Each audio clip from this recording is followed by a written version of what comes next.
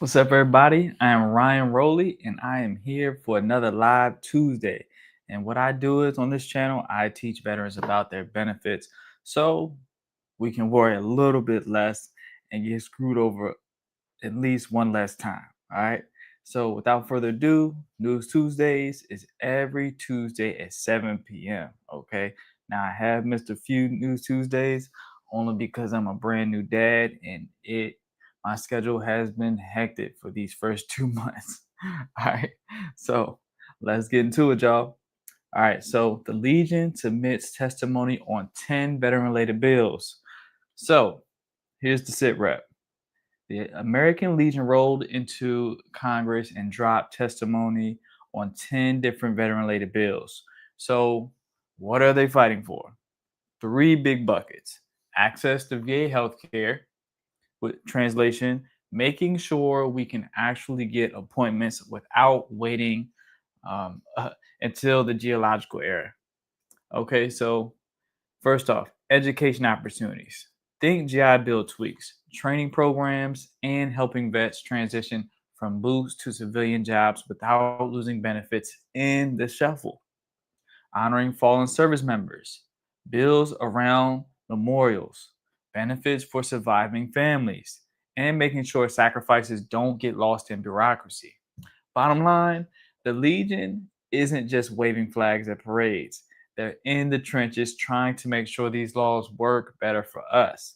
And here's the kicker: these aren't pie in the sky ideas, they're targeting fixes for real problems vets face every day: health access, career transitions, and honoring our brothers and sisters who didn't make it home. So let me know in the comments, which of these three buckets, care, education, or honors, do you think Congress screws up the most?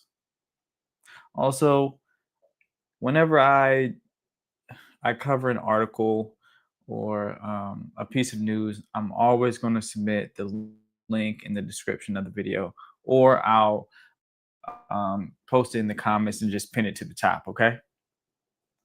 All right, let's get back to it. The VA just dropped its weekly job listing roundup. Now, if you don't know about these, you're leaving resources on the table. Every week, they pull together fresh positions or postings from sites like VetJobs, RecruitMilitary, and others.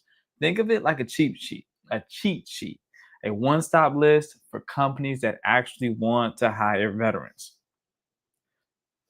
All right, so why does this make the difference? These aren't random Craigslist postings, of course.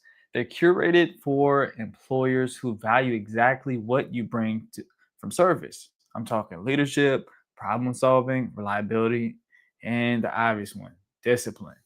Stuff civilians write on resumes because it sounds nice, but we actually lived it. All right. So, translation: these jobs are looking for you, not the other way around. The system isn't perfect, but it's one of the better pipelines out there. I know for a fact for me, I have applied to a million jobs on USA Jobs and rarely got any hits. What's up, Be Humble? Shout out to Be Humble, and his podcast has the most amazing, entertaining military stories out there. All right. So here's the story angle. I had a buddy, army guy, 11 years in. He thought he was stuck bouncing between security gigs forever. He finally tapped into RecruitMilitary events, walked in with his DD-214 and a resume, and they reworked him to highlight leadership, and boom, landed a project manager role with a six-figure salary. I mean, I also did the same thing on my resume. I was a combat engineer, but if you looked at my LinkedIn page, I'll say project manager.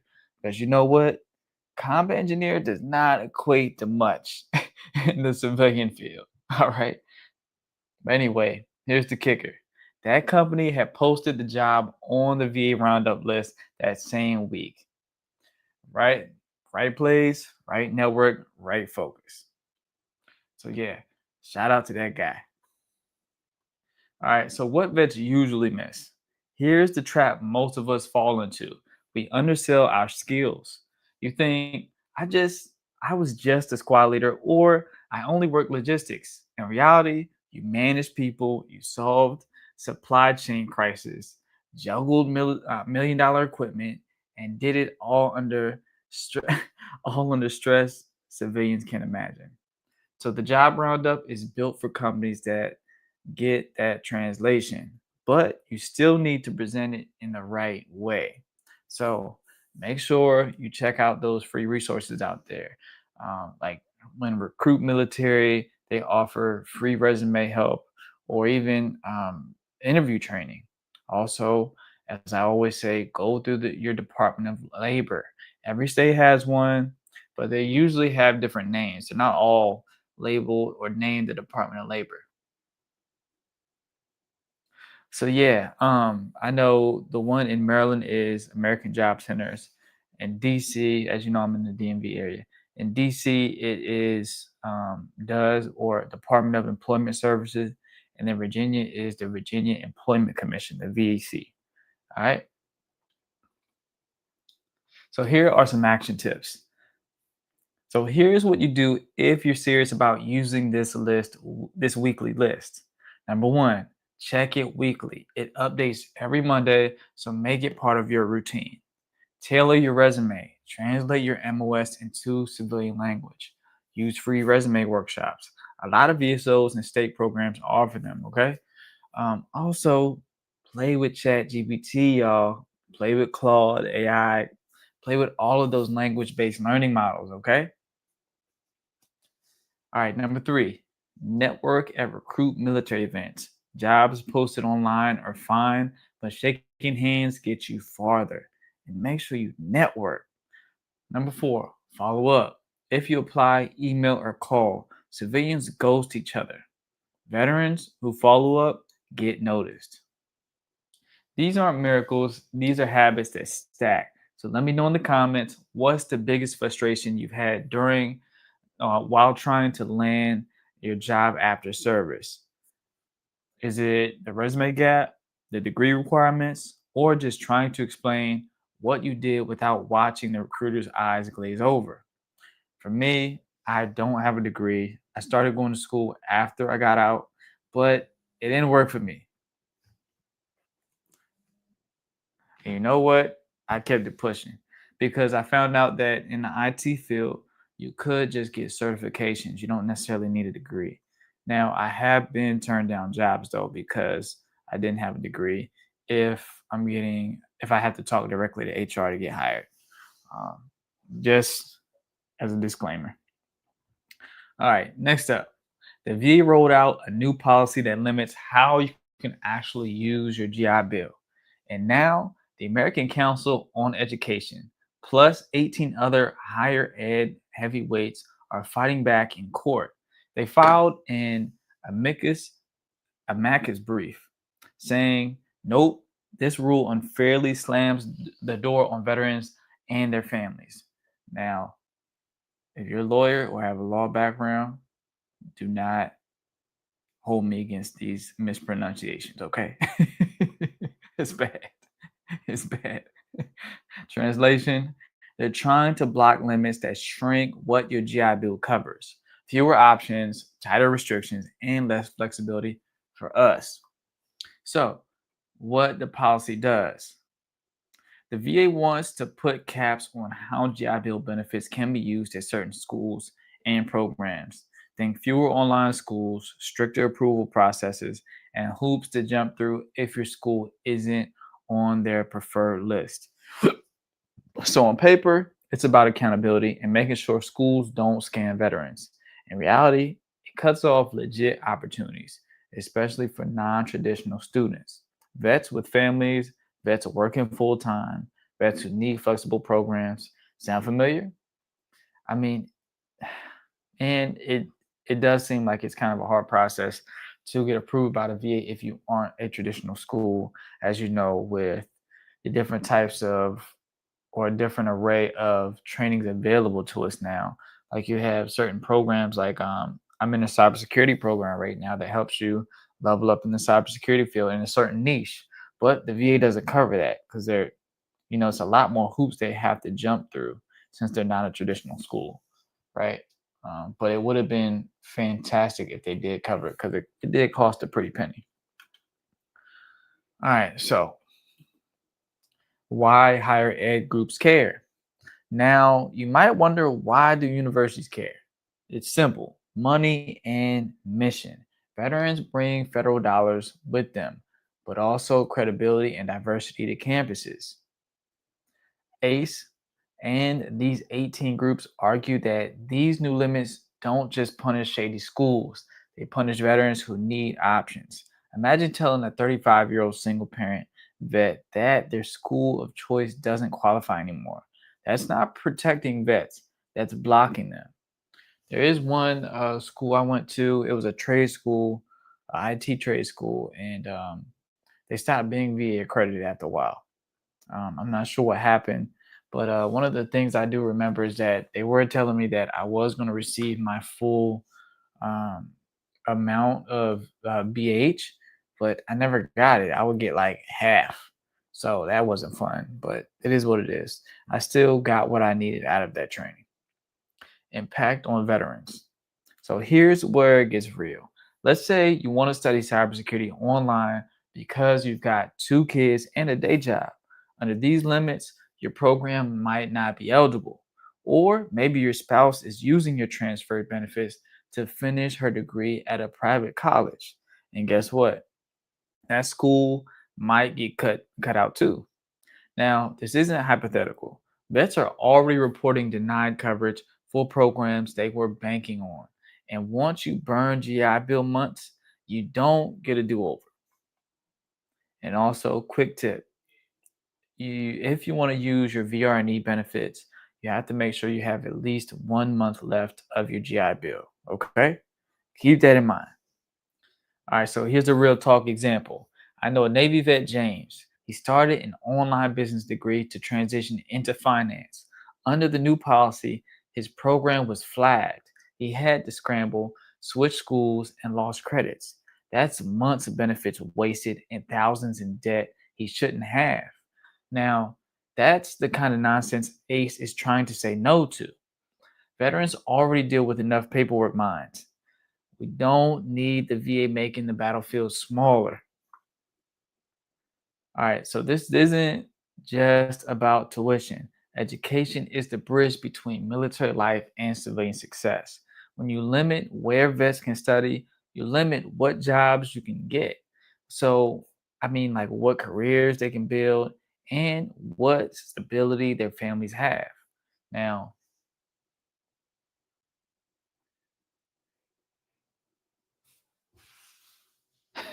yeah, man, that's a key point about VRNE. You gotta make sure you have at least 1 month left of your GI Bill, or you're gonna be looking pretty sad because that's a great benefit to have.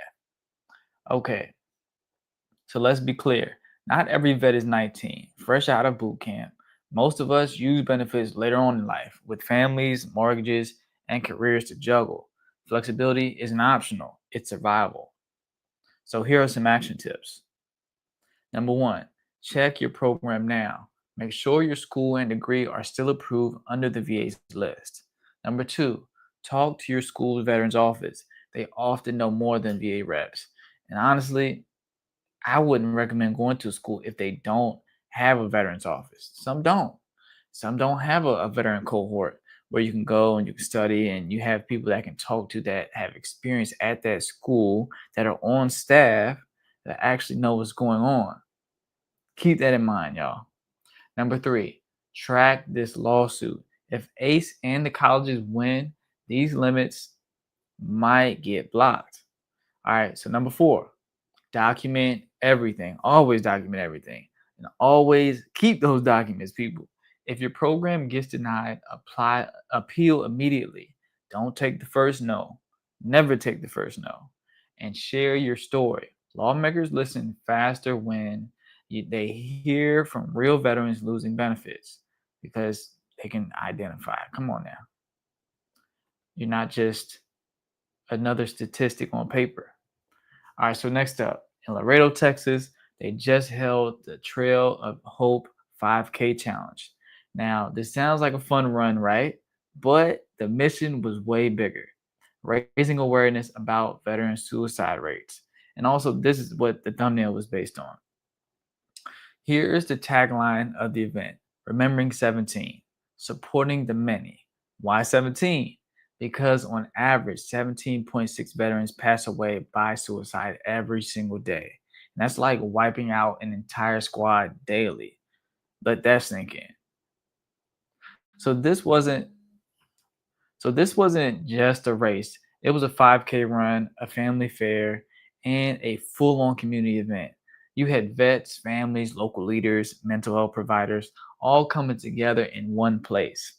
The goal wasn't just to jog a few miles. It was to shine spotlight on something that too often gets swept under the rug: the silent battles vets face after service. Picture it: kids with painted faces running alongside guys in ruck gear, booths set up with resources for PTSD, depression, substance abuse, and fun on the surface, but with a serious heartbeat. So here's why this matters. We lose more veterans to suicide every year than we do to combat. Read that again. And it's not just statistics. These are people you served with. The buddy who texted you late at night, the Marine who always made jokes in the barracks, the soldier who said he was fine until he wasn't. Events like the Trail of Hope put faces to numbers. They remind us that, and the public, that prevention isn't just about crisis lines, it's about connection, visibility, and community. Here's a story example.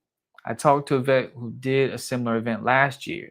He was just showing up, seeing other vets, and realizing he wasn't alone. And and that was enough to stop him from making a bad decision that weekend. That's the power of these runs. They're not about times on the stopwatch. They're about giving people one more reason to stay in the fight. So here are some resources. At Trail of Hope, they had mental health professionals, resource tables, and signups for counseling and group supports and support groups. Because awareness is step one, but access is step two. It's not enough to say don't quit. We've got to back it with actual help. I'm talking therapists, peer groups, and yes, even fellow vets willing to sit down over coffee and listen. And if you're in that DMV area, hit me up, man. Just hit me in the comments or email support@simplevetbenefits.com and let's schedule a coffee session, whether it's through Zoom or in person. All right. So what can you do if you weren't in Laredo for this run? Check on your buddies. That random text might save a life. Look for local events, 5Ks, rucks, even coffee meetups. Don't wait until someone's in crisis. Build connection before it gets that far. So here's some action tips. And I'm talking practical ones. Put the veteran crisis line in your phone right now. It's 988, then press 1. Share it in your groups. Make it as common as knowing 911. And if you're struggling yourself, yeah, I'm talking to you. Reaching out isn't weakness, it's survival. And survival is the most veteran thing you can do. So, the VA just dedicated a brand new traditional ceremony in southern Utah. So, we're switching gears, y'all. For most people, that's just another ribbon cutting. For veterans and their families, it's about dignity, respect, and making sure nobody gets forgotten when their watch ends. So this matters because not every region has a national cemetery nearby. That means families have had to drive hours, sometimes states away, just to bury or visit their veteran. This new site fills a massive gap. It gives thousands of families in Utah and surrounding states a closer place to lay their loved ones and rest with full honors. No veteran should be laid to rest in a strip mall graveyard because there wasn't room in a national cemetery. So dedications like this aren't just ceremonial. They include military honors, veterans groups, Gold Star families, and community leaders. You see uniforms from every era standing shoulder to shoulder. It's a reminder that no matter what branch or when you served, in the end, the flag covers all of us the same.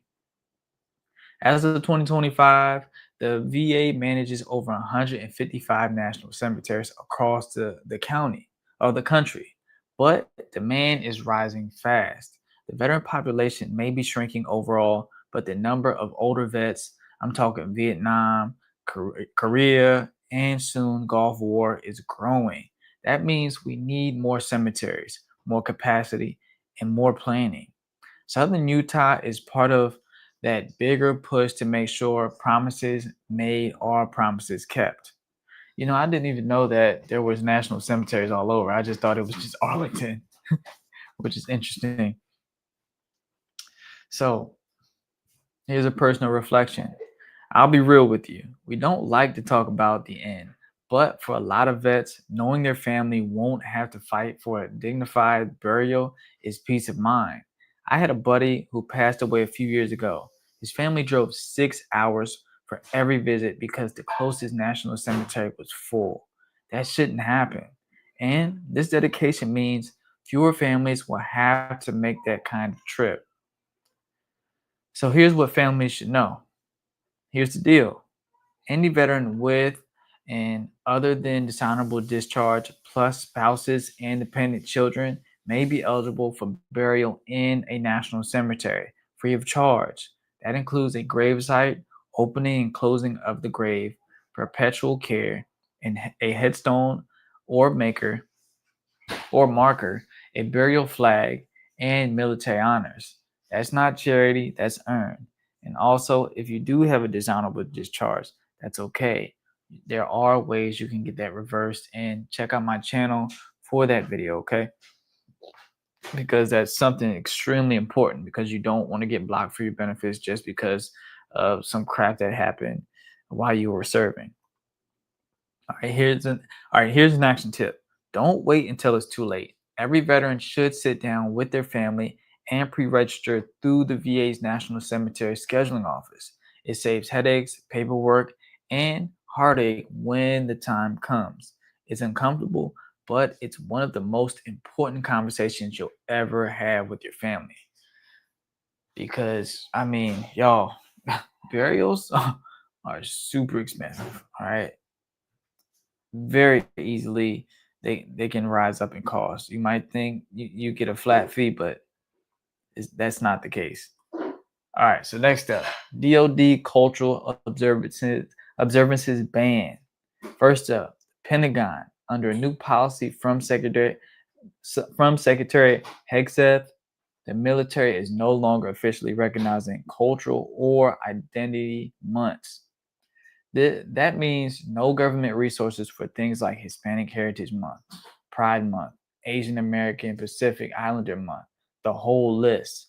The idea behind the policy is that the military should focus on readiness, not what they see as cultural programming. But here's the issue. For bases with huge Hispanic populations and for veterans who have fought to be seen, it feels like an erasure. Representation matters. You don't join the service and stop being who you are. We celebrate unit mottos, regimental history, branch traditions. So why not the backgrounds that make the force stronger? Let me know in the comments. Do you think the military should officially recognize these months, or do you side with the DoD's non-identity month policies? Next up, Marine Reservist 66-mile walk.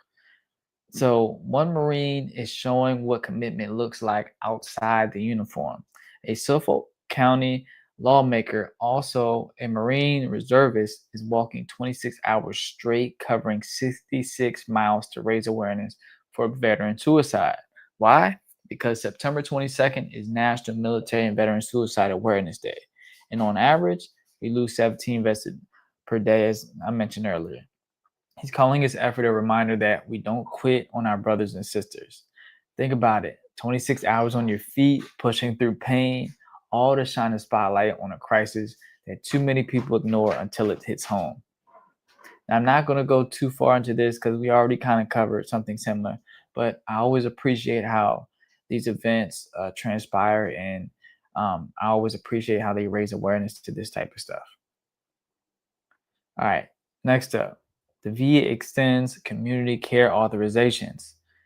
All right. So, and finally, a rare headline that doesn't make me roll my eyes.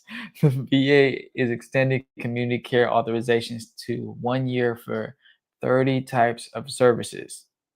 If you've ever used community care, maybe for specialty appointments, mental health counseling, or physical therapy, you know the drill. You'd get approved, then a few months later, you're back in paperwork hell trying to reauthorize. Now, you'll get a full 12 months. That means fewer delays, fewer denials, and fewer missed appointments just because some box wasn't checked on time. It's not perfect, but it's progress. And when it comes to the VA, progress counts, people. All right, next up, AFG GE files fourth grievance. All right, the American Federation of Government Employees, specifically the National Veterans Affairs Council, just filed its fourth grievance against the VA. Why? Because the VA basically announced it was terminating their national labor contract. Imagine the VA saying, "Hey, that agreement we've had for years that sets the rules for pay, schedules, and protections for employees, yeah, that's gone now." And here's why this matters to you. Those employees are the doctors and nurses, the schedulers, and benefits reps you depend on. If morale tanks, staffing drops, or the best workers leave, guess who feels it first? Veterans trying to get an appointment or a claim process. The AFG says the VA's move undermines collective bargaining rights and could make it harder to keep talent. The VA says they're modernizing and need more flexibility. Translation: classic labor management standoff with vets caught in the crossfire.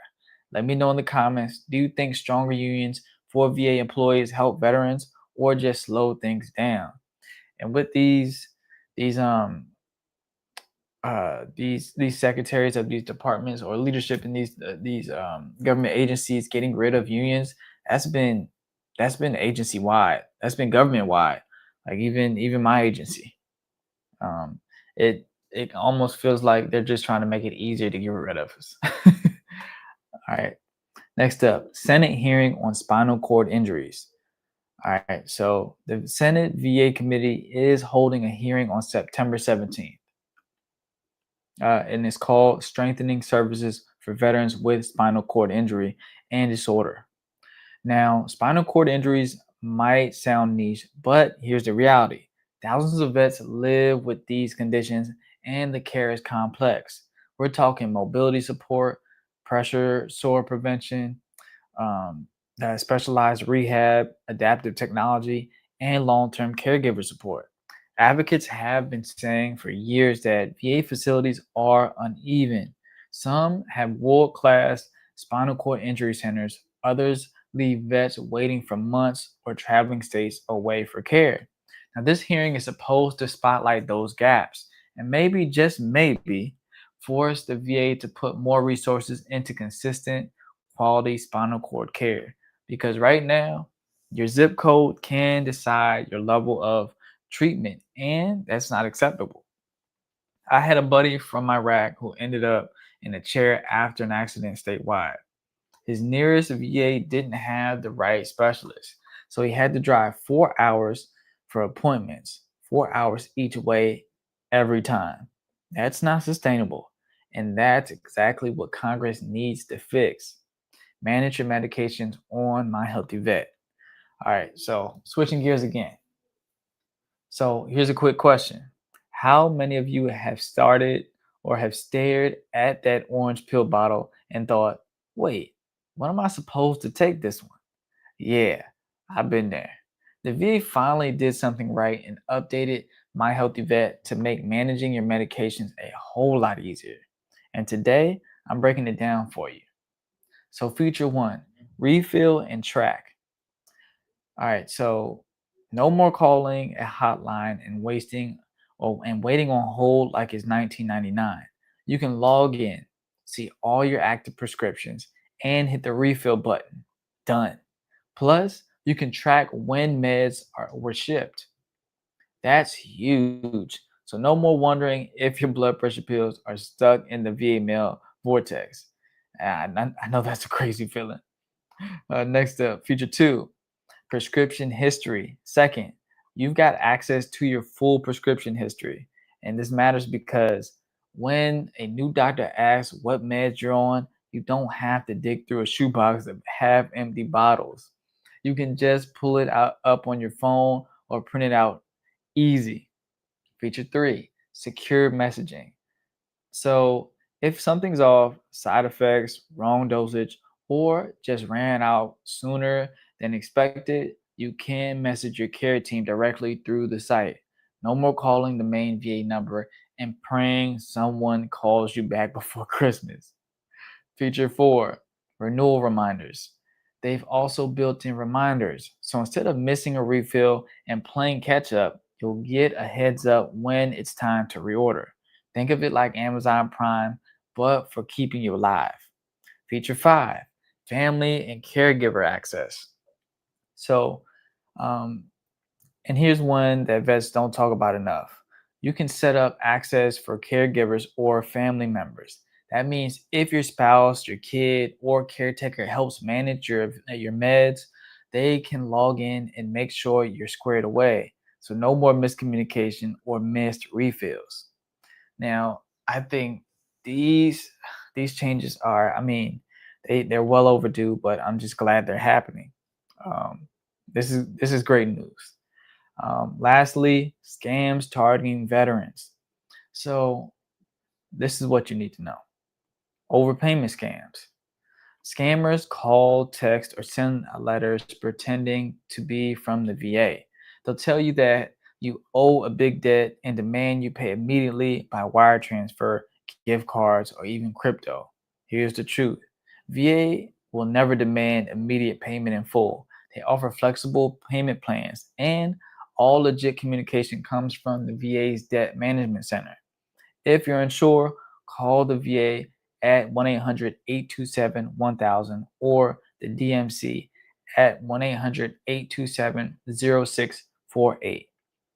So here's some new scams because they're getting creative. Bereavement scams, targeting families after a loved one dies, faking funeral bills or debts. You got mail scams, fake delivery fees, or gift offers that look like they're from USPS or shipping companies. Unpaid toll texts, fake Easy Pass or Sun Pass notices threatening to suspend your license unless you click a link and pay. I've gotten that one a few times. Rule of thumb: if it smells like BS, it probably is. Don't click links, don't send money. Natural disaster fraud. After hurricanes, floods, or wildfires, scammers show up pretending to offer help or collect charity donations. The VA says the best defense is to get on direct deposit so your money can't be delayed or diverted. And double check charities before donating. Education benefit scams. Another big one. Some shady some shady schools make big promises with the GI Bill, inflated salaries, worthless degrees, fake accreditation. Protect yourself. Only use VA approved schools and know the warning signs. Once you burn GI Bill months, you can't get them back. So here's your playbook. Never give social security or bank info to random calls or texts. Verify any VA debt directly with the Debt Management Center. Report fraud at vasafe.gov or call 1-8333. I'm sorry. Yeah, 1-8333 8V-SAFE. And talk to your family. Scammers target survivors just as much as veterans. The bottom line: you earn your benefits, so don't let some scammers steal them. Let me know in the comments, have you or your family been targeted by one of these scams? Sharing your story might keep another vet from getting burned. Like I said, I've gotten a few of these scams already, especially the Easy Pass ones, and then ones acting like they were from the mail. So yeah, keep a lookout. Don't click on any links and make sure you verify with the VA first. All right. So shout out to all the vets that tuned in. I appreciate y'all spending your time with me on this great Tuesday night. Make sure you stay informed, y'all. Make sure you tap into the channel and also join the fire team community. Um, and if you have any questions, just drop them. Drop them in the comments on these videos. I'll be sure to get back to you soon. All right. Peace out, y'all.